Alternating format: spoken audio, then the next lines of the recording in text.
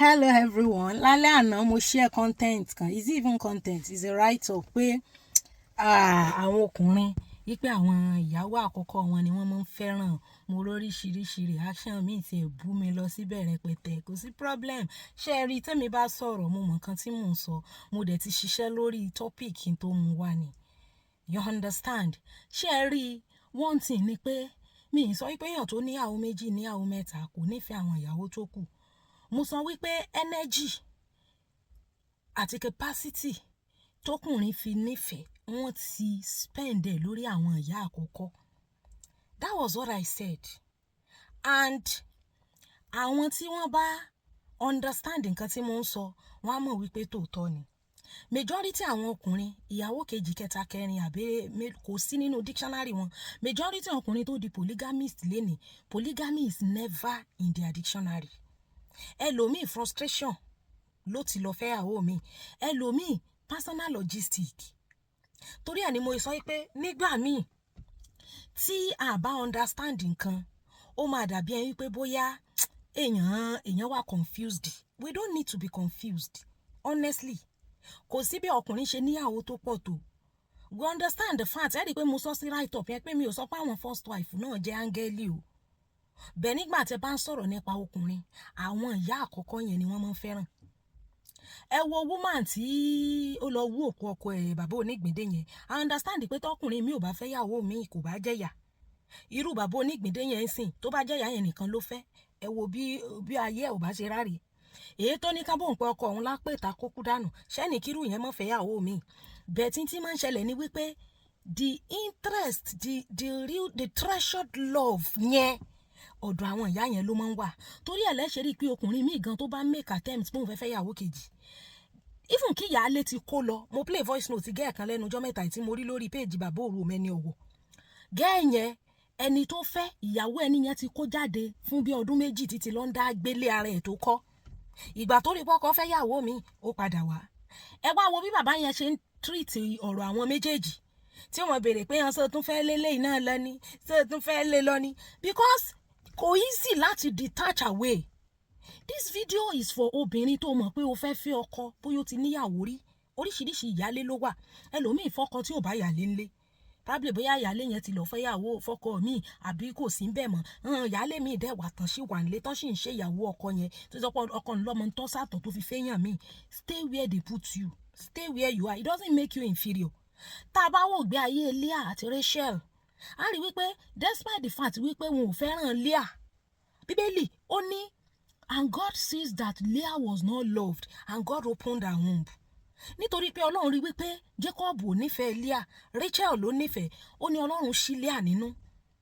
Leah ó ní more than half of the 12 tribe of Israel, the royal tribe of Judah, the priesthood tribe of Levi. Leah ló bí gbogbo wọn. Reuben, Simeon, Judah, Levi, àwọn ọkùnrin gbàngbàngbà mẹ́rin yẹn.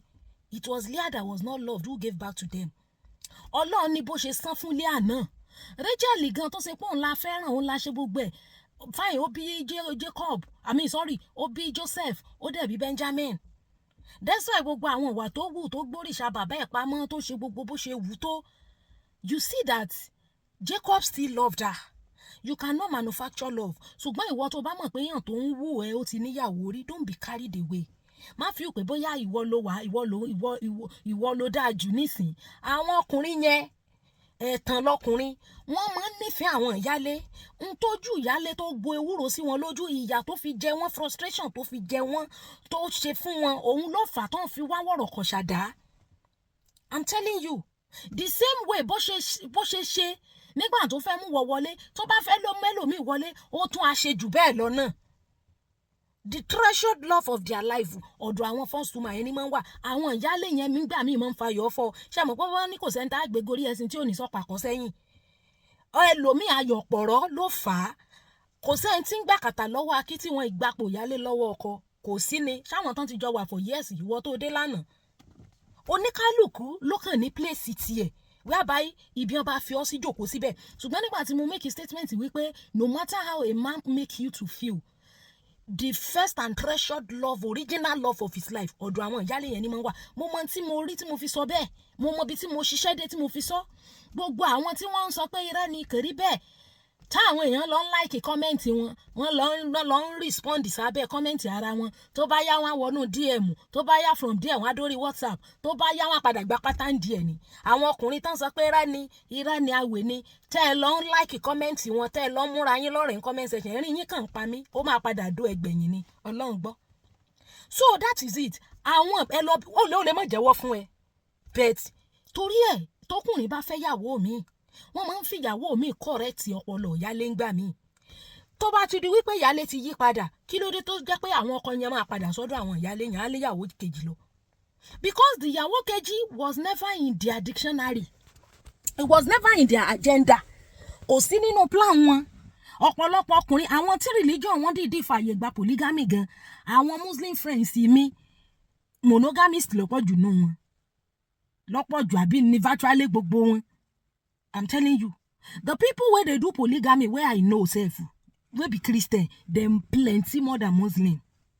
Mo ń sọ fún yín pé ẹni tí ò sí nínú dictionary ẹ̀, ṣe àwọn Muslim àwọn ti mọ̀ wípé wọn ò fi sí wọn bò, ọkọ àwọn lè fẹ́ yàwó, so àwọn kan lẹ̀ ní mọ̀ misbehave. Bẹ́ẹ̀ ṣe rí májẹ̀mú ti kú tí ìyè kí wọ́n dá fún Kristẹni yẹn kí wọ́n mí ṣe ní bó ṣe jẹ́ pé ò sí inú Bible yẹn. Àwọn nǹkan yẹn ní ayé obìnrin míì jẹ́, ní kó bóbìnrin míì ti fi misbehave. Ó ti fi pé láyé kò sí tọ́kọ òun bí ìyá ẹ̀dá kó lọ fẹ́ mi. Ń gbọ́ bá wá rí wípé gbogbo nǹkan tó ń ṣe yóò mọ̀ wọ́ọ̀kì mọ́, á wá ṣẹ̀wọ́ á máa wojú rere. So òun ni mo ṣe sọ fún yín pé kò sí ni wọ́n máa ń fi ìyàwó àkọ́kọ́ yẹn, ẹ̀kejì, ẹ̀kẹta yẹn, wọ́n máa ń fi ń correct ìyálé ni.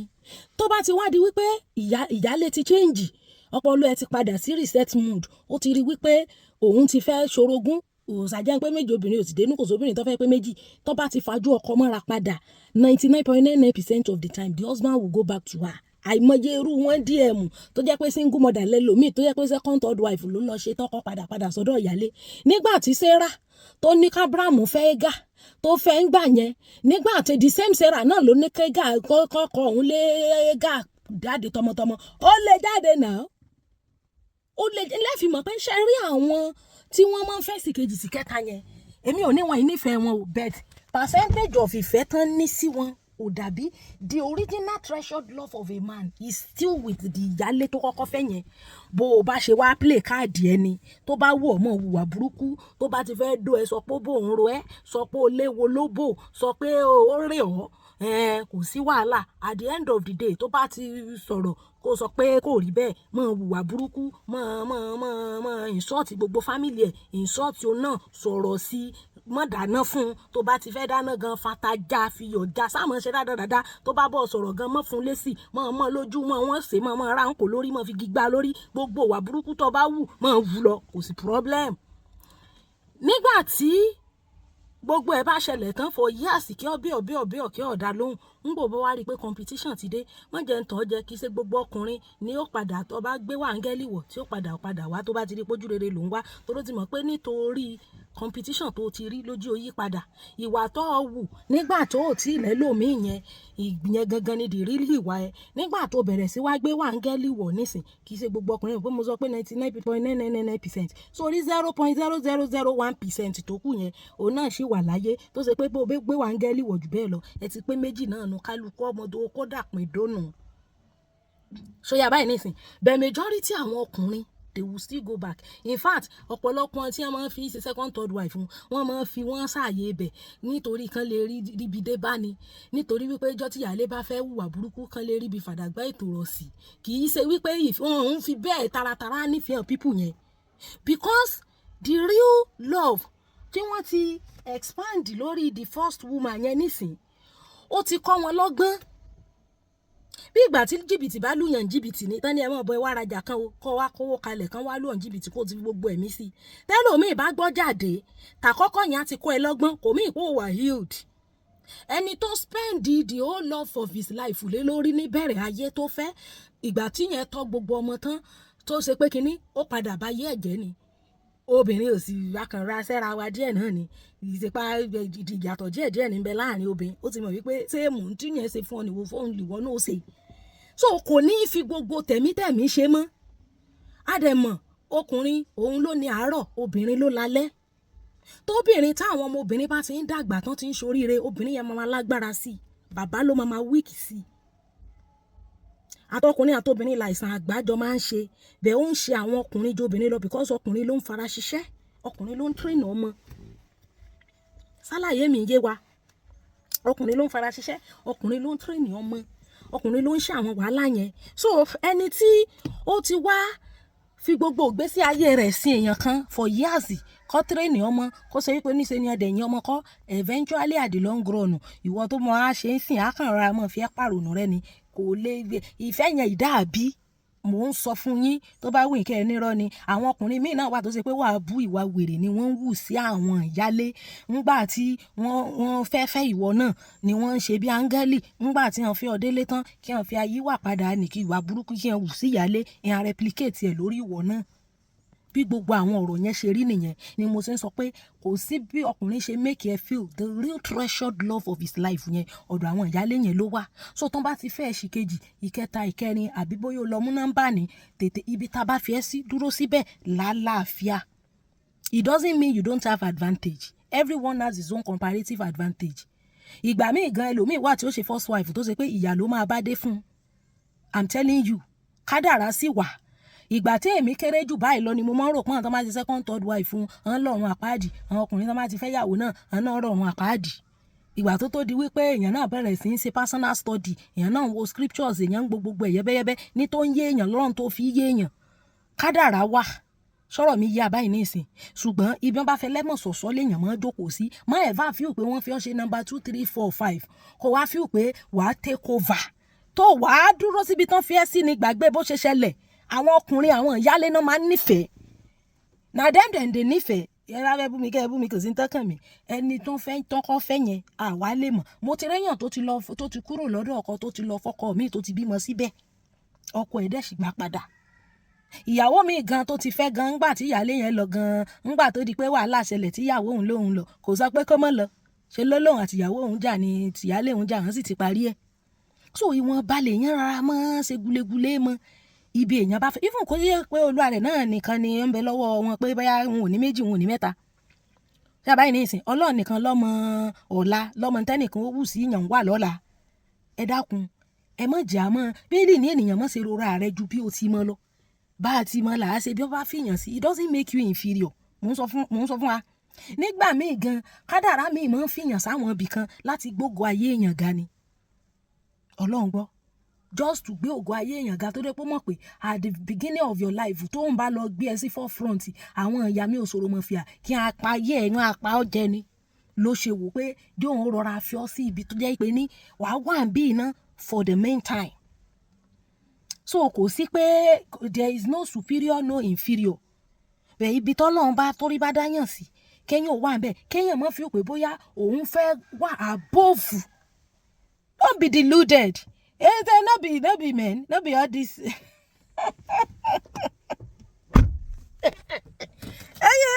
be all this men. Táwọn ọkùnrin tí tán fáwọn obìnrin náà ni. So ẹ jọ̀ọ́ ẹ má jẹ́ kí a mọ̀ bẹ́lì ní ènìyàn má ṣe rora rẹ̀ ju bí o ti mọ̀ lọ. So ẹ jọ̀ọ́ it is well with us. So mi ò ṣe mistake o. That statement is very very valid. Ọkùnrin tí àwọn ìyálé wọn máa ń nífẹ̀ẹ́ torí ẹ̀ lẹ́sẹ̀ ráwọn ọkùnrin míì tó ṣe yí pé a máa tan obìnrin má wẹ̀rí màá fẹ́ igbá kan àwòkè irọ́ ni o a máa bàyàwó ẹ̀ jẹ́ ó lè níyàwó òun mọ́ bẹ̀ẹ́ sí kò ṣe gbá kò ṣàwo at the end of the day ó máa padà já obìnrin yẹn lẹ̀ á padà ìyálé tó ní òdá yẹn ọwọ́ ẹ̀ ló máa padà dàgbà sí ọwọ́ ẹ̀ ló máa padà darúgbó sí so don't go beyond your boundary I'm telling you. But that statement wàláì àwọn ìyálé náà máa ń fẹ́ràn náà máa ń nífẹ̀ẹ́ àwọn ìyálé yẹn náà kàn fojú wọn gúngi náà gbé wúrò sí wọn lójú náà fojú wọn gbolẹ̀ tí wọ́n fi wá ní choice mọ́ meanwhile gbogbo capacity because love is energy that's what my PA normally say love is energy the capacity to love yẹn wọ́n ti spend there wọ́n ti lò ó lórí àwọn ìyá yẹn àwọn míì secondary school náà ti ń bára wọn bọ̀ àwọn míì látàyè undergraduate not today nǹkan yìí sì tán nú obìnrin bóyá ọjọ́ kan tó kàn rọra fọwọ́ rẹ̀ mú báyìí ni bóbìnrin bá lo 100 years nínú ilé rẹ̀ kò lè gbàgbé ọjọ́ kan tó ra ń kò lórí. Obìnrin kì í gbàgbé, kì í tán nínú wọn. Ó lè jẹ́ yẹn ló dìmú láti ní òun á fi pọ́níṣì ọkùnrin yẹn tó òun ò dẹ̀ ní mọ̀ pé òun ti ṣe ìyàwó òun. La ṣe ní gbogbo ẹ̀yin tẹ́ ń wùwà bú ẹ mọ̀ yíwà padà, ẹ mọ̀ ronú pìwàdà. Ó lè rò pé ó rí sisi fẹ́, ó lè rò pé ó rí ìyàwó mi fẹ́ kó mọ̀ rí ìyàwó mi fẹ́, because ìyàwó tí ń bẹ̀ wá fẹ́ lárúgbó náà ó ti mọ̀ pé kò sí ṣùmùṣùmù nǹkan dàbí aláràmọ̀, owó lókù tó fi gbé lárugẹ. I'm telling you. Kan wá ń san kọ́mẹ́ǹtì wọ́n lọ ń sáìtì Madam Ṣadé Ọkọyà, wọ́n lọ ń ṣe ẹ́ fún àwọn bàbá àwọn billionaire, àwọn tó wealthy tó ṣe pé rich gan understatement ni. People that are wealthy and they are flourishing ẹ mọ̀ fún wọn pé ẹni tó ń gba sálárì. Ẹ mọ̀ pàfin ládùú bí àràn, ẹ mọ̀ nira ni. Ṣe bí Madam Ṣadé ṣe bọ́ ń gbádùn, ta ló ń bá yín sọ àwọn tó ṣe pé 100 years to this time ìran wọn ò lè tòsí. Ọjọ́ tí Madam Ṣadé tó ń ṣe billionaire gold room wọn níbi tó ń kó àwọn gold sí, ẹ rí inú yàrá yẹn ni. Ẹ mọ̀ fáwọn yẹn wá àwọn èèyàn tó ń ṣe pé 30 days make one pay ni wọ́n dúró de. À ń sọ àwọn normal àwọn ọkùnrin tó ṣe pé average ni wọ́n.